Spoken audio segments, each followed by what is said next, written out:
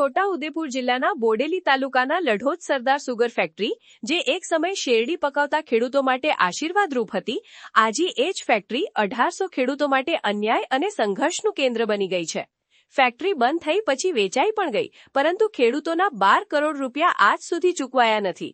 હકના પૈસા માટે હવે મજબૂર બની ખેડૂતો સરદાર સુગર ફેક્ટરી પર પહોંચી વિરોધ નોંધાવી રહ્યા છે. 1998ની સાલમાં છોટાઉદેપુર જિલ્લાના શેરડી પકવતા ખેડૂતોને સદ્ધર બનાવવા સરદાર સુગર ફેક્ટરીની સ્થાપના કરવામાં આવી હતી. એક સમય એવો હતો જ્યારે આ ફેક્ટરીના કારણે ખેડૂતોના ખેતરોમાં ખુશીનો પાર ન હતો, ઘરોમાં સમૃદ્ધિ હતી અને શેરડીનો પાક આ વિસ્તારની ઓળખ બની ગયો હતો. પરંતુ સમય જતાં રાજકારણીઓના હાથે ચડેલી આ ફેક્ટરી ધીમે ધીમે પતનની દિશામાં ગઈ અને આખરે સાલ 2008માં સરદાર સુગર ફેક્ટરી બંધ થઈ ગઈ. ફેક્ટરી બંધ થતાં એક તરફ બેંકનું મોટું લેણું ઊભું થયું અને બીજી તરફ 1800 સભાસદ ખેડૂતોના કરોડો રૂપિયા અટવાઈ ગયા. બેંકે લેણા માટે ફેક્ટરી પર કબજો મેળવી તેને ખાનગી વ્યક્તિને વેચી દીધી. સરકારની શરત સ્પષ્ટ હતી કે ખાનગી માલિક ફેક્ટરી ફરી શરૂ કરશે, પરંતુ હકીકત એ છે કે ફેક્ટરી શરૂ થવાની જગ્યાએ ખાનગી માલિકે જમીન અને મશીનરી વેચવાની શરૂઆત કરી દીધી. આ વાતની જાણ થતાં સભાસદ ખેડૂતોમાં ભારે રોષ ફાટી નીકળ્યો અને આજે ખેડૂતો એકજૂથ બની ફેક્ટરી પર પહોંચી પોતાનો વિરોધ નોંધાવી રહ્યા છે. ખેડૂતોના જણાવ્યા મુજબ તેમણે પોતાના હકના પૈસા મેળવવા તત્કાલીન મુખ્યમંત્રી નરેન્દ્ર મોદી સહિત 3 જેટલા મુખ્યમંત્રીઓને રજૂઆતો કરી. સ્થાનિક ધારાસભ્યો પણ વારંવાર રજૂઆતો કરવામાં આવી છે, પરંતુ આજે પણ કોઈ નક્કર નિર્ણય આવ્યો નથી અને ખેડૂતોને ફક્ત આશ્વાસન જ મળ્યા છે. ખેડૂતો સાથે સાથે ફેક્ટરીમાં કામ કરતા કામદારોના પણ પગાર અને બાકી રકમ આજ સુધી ચૂકવાઈ નથી. સરદાર સુગર ફેક્ટરી આજે ખેડૂતો અને મજૂરો બંને માટે અન્યાયનું પ્રતીક બની ગઈ છે. વર્ષોથી રોકાયેલા તેમના પૈસાને લઈ ખેડૂતો દેવાદાર બની ચૂક્યા છે. લેણદારો પૈસા માંગી રહ્યા છે, પરંતુ મજબૂર ખેડૂત તેમના નાણાં તેમને મળે તેવી માંગ કરી રહ્યા છે. ફેક્ટરી જમીન અને મશીનરી વેચાણ થઈ રહી છે, ત્યારે હવે ખેડૂતો આક્રોશમાં આવી ગયા છે કે તેમના પૈસા સરકાર ક્યારે અપાવશે. જો તેમની વાત હવે નહીં સાંભળવામાં આવે તો તેઓ હવે આંદોલનના માર્ગ પણ અપનાવવા તૈયાર થયા છે.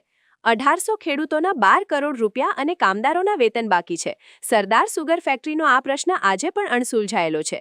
ખેડૂતોની સ્પષ્ટ માંગ છે કે સરકાર તેમના હકના પૈસા વ્યાજ સહિત ચૂકવે, નહીંતર આગામી સમયમાં ઉગ્ર આંદોલન કરવાની ચીમકી પણ ખેડૂતો આપી રહ્યા છે.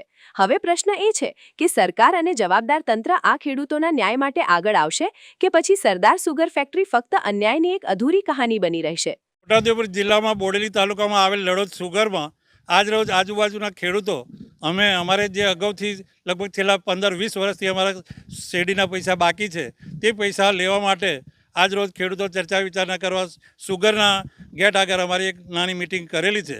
તો સરકારશ્રીને મારી એક જીતુભાઈ વાઘાણી સાહેબ અને મુખ્યમંત્રી માનનીય શ્રી ભૂપેન્દ્રભાઈ પટેલ સાહેબને એક જ નમ્ર વિનંતી છે કે જે અમારા ખેડૂતોના 1800 ખેડૂતોના 11 કરોડ ને 67 લાખ રૂપિયા મુદ્દલ જે તે સમયના અમારા બાકી છે.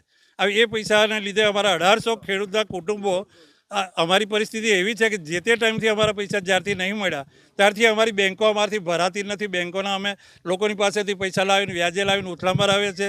નથી અમારા છોકરાને પૂરતું શિક્ષણ અપાતું કે અમારી નથી ખેતીમાં બજારમાં કોઈનું અમારાથી પૈસા અપાય નથી. ખેતીમાં પણ અમારે ખૂબ અમે પાછળ પડેલા છે.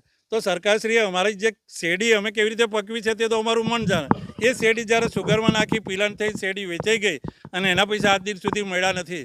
તો આ પૈસા સરકારશ્રી અમને કોઈ પણ હિસાબે અમને ખેડૂતોને વહેલી તકે ટૂંક મુદતમાં આપે, અને જો ના આપે તો હવે પછી અમે આ બધા જ ખેડૂતો ભેગા થઈને આગળની કાર્યવાહી ખૂબ ઉગ્ર આંદોલન કરી અને અમારા હકના પૈસા લેવાના છે.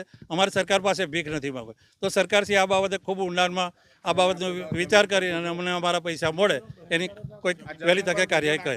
ચંદ્રસિંહ મોહનસિંહ વાસદિયા, વાંટા. સમાચારની અવનવી અપડેટ જોતા રહો નિખરતા ગુજરાત ન્યૂઝ સાથે. નિખરતા ગુજરાત ન્યૂઝને લાઇક, શેર, સબસ્ક્રાઇબ કરો અને બેલ આઇકન દબાવીને સમાચારની ઝડપી માહિતી મેળવો.